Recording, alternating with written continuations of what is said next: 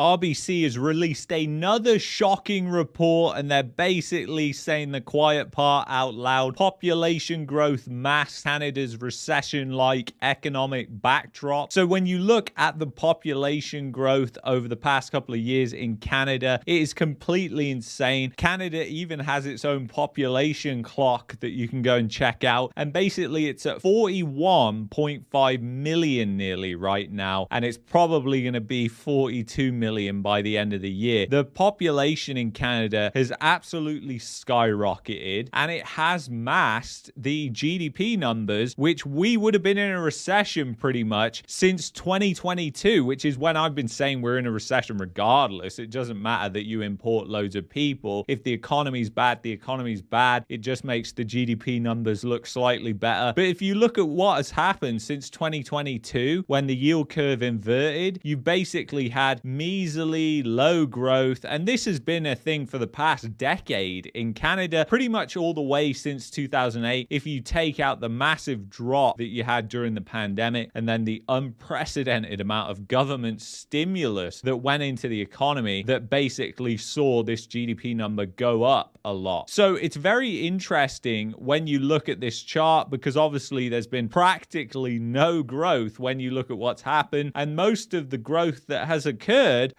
because of the population increasing. Obviously that has an impact. If you've got lots of people moving to your country, they're having to buy all these different things. It's very stimulative on a short-term basis, but it's just that, on a short-term basis. And this could be one of the reasons why Canada went just crazy with net migration just a couple of years ago, is that the current administration saw this coming and they decided, hey guys, you know what we're going to have to do is just ramp up this net migration figure to an unbelievable level. Forget Canadians, forget their standard of living, and forget all the immigrants who've moved to Canada over the past decade. Forget about those people. We're just going to increase the population massively, and their standard of living is going to go down as a result, as this GDP per capita chart kind of shows you what's happened. But we've gone all the way back to like 2014 levels. So 10 years of growth has been erased when you look at GDP per capita, which isn't even the best measure in the world. It's a measure that you can definitely use. But the problem is the people at the top, the oligarchs in Canada, heavily skew the GDP per capita numbers because they hold a lot of the GDP, whereas average middle class people do not hold most of the GDP and have saw their standard of living decline. As a result, the oligarchs have saw their standard of living go up. So RBC Assistant Chief Economist and RBC economist Carrie Freestone said in a report Wednesday that as per person output is declining in Canada's economy, population growth prevented outright declines in Canada's gross domestic product, GDP. The report notes that this is occurring alongside unemployment rate increases that would be expected in a typical recession. Higher interest rates along with decade-high inflation in 2022 and 2023 ate away at household purchasing power. Weaker demand spurred on a rise in the unemployment rate of a size that historically only happens in recessions, the report says. And the unemployment rate has obviously increased. And you know, another thing that we're looking at is the housing market, which is a big portion of GDP, as we know on this channel. It's over 40% of the GDP numbers, and that is not going good. Wave of mortgage renewals drives owners to list homes, analyst says. With many homeowners facing a sharp rise in mortgage payments, many of them have decided to bail, resulting in the highest number of Toronto housing units for sale in more than a decade and signaling a big drop in price in the coming months. In Toronto, a city where 2/3 of the country's condominiums are sold, considered a bellwether for other big metropolitan areas, inventories have pushed past highs reached 10 years ago. Data showed at the same time sales have lagged. Rising inventories with anemic sales show a high degree of stress in Canada's biggest property market. Real estate consultants said it indicates either a string of defaults or a price correction in the offing. And that's exactly what we're seeing. We're seeing prices that are going down, inventories that are exploding, demand that is weakening. Obviously, if more and more people are getting made unemployed, that's going to affect sentiment. Sentiment is the biggest thing when it comes to a bubble and a housing market bubble, because it essentially drives everything. There's no fundamentals that drive anything. It's just purely the sentiment. And we're already seeing the deleveraging when it comes to the household debt numbers that are never a good sign when you compare it back to the US in 2008. It shows you the true story of what's happening here, which is a deleveraging event that almost always precedes a financial crisis of sorts or a bubble implosion. And another thing, guys, I mean, when you look at Canada average house prices, they've come down from the highs, but they're at $720,000 right now. It's hard to estimate the average household income, but let's say it's around $75,000. It's probably even less than that because this is average. I prefer to use the median. So this is the average for an entire household in Canada, $75,000. That is nearly 10 times the price of the average house in Canada. So a lot of people would say, well, how on earth are any sales transactions happening? How has the housing market been able to function? How have home prices been able to rise with these income multiples being so out of whack with prices? And obviously that's a big question mark, isn't it? But it's one that we know the answer to well on this channel, and it's a heck of a lot of fraud. There is a lot of fraud in the system. There is a lot of risky loans also in the system. People have gone further and further out on the risk curve, thinking nothing can ever go wrong with the Canadian housing market. But as that chart shows on the screen right now, things can go wrong with the Canadian housing market, and they can change very, very fast. So the Canadian housing market is going to be a massive drag on the economy, as the economy has basically worked to revolve around the housing market over the past 10 to 15 years, unfortunately. And then even when you look in places where home prices are still rising in major cities like Calgary and Edmonton, new reports suggest 32% of Albertans can't cover their bills. So you may still have rising prices in some areas in Canada, but what is going on is far from a fairy tale in those provinces as households are continuing to struggle. So a new consumer debt index report from NMP suggests that nearly half of Albertans, 47%, are less than $200 away from failing to meet their financial obligations. The MMP consumer debt index indicates another 32% of respondents already can't cover their bills and debt payments, an increase of 10 percentage points from the last quarter. What is draining on Albertans' budgets as opposed to some of our neighbors is the rental costs and the living costs here, said Lindsay Birchill, a licensed insolvency trustee with M&P. Basic living costs, food, housing are taking so much up of the budget that a person has to make the choice between debt servicing and feeding their family. I mean, you wouldn't think this is happening in Canada. You would think this is happening in a third world country. And come on, not the most conservative province in Canada. I mean, come on. This is where everybody is moving to for the utopia. Alberta is a utopia, at least according to the realtors who are plastering places like YouTube saying, hey, move to Edmonton, move to Calgary, everything's fine. We don't have no smoke here. We don't have bad winters. Inflation isn't out of control in this province. The government isn't going on a mass migration campaign exactly like the Trudeau government. I mean, it's just absolutely hilarious and sad in my opinion. But the report also finds that 58% of Albertans are concerned that interest rates will remain high, squeezing them out of their financial means and not providing relief. People are desperately waiting for interest rates to fall. Again, this is a bad sign, and this is what the central planners in the mainstream media have done, is they've made people think that if interest rates are coming down, that's a good thing. And for most of those people, they're just thinking it from their bills. They're just thinking, oh, if interest rates come down, my bills are going to come down. That means everything's going to be okay. But the reality is the risk of you becoming unemployed, that means the economy is worsening. If you own a business, that means less revenue, tougher decisions. You might have to lay people off. Interest rates coming down, never a good thing. In fact, high interest rates are a sign of a healthy economy. When you have positive real rates, that is a sign of a healthy economy. But we've always got to have negative real rates. Why is that? It's because the economy is so weak. And don't believe me? Just look at the GDP numbers for the past 10 years. It doesn't look like we've had much growth over the past 10 years. It really has not been a good time. And once again, you take out that population growth, and what have you really got? What is left? And that's my main point here. So the net migration, I totally agree that population growth has masked the recession-like backdrop. So RBC spot on with this shocking report here. So anyway, guys, I want to thank you you so much for watching. If you've enjoyed this video, I'd highly recommend that you check out this video here about the implosion in the housing market. And if you're looking for a VPN to protect your privacy, use the affiliate link in the description and the pinned comment. That's the VPN provider that I use, expressvpn.com/marketmania. I will see you in the next one.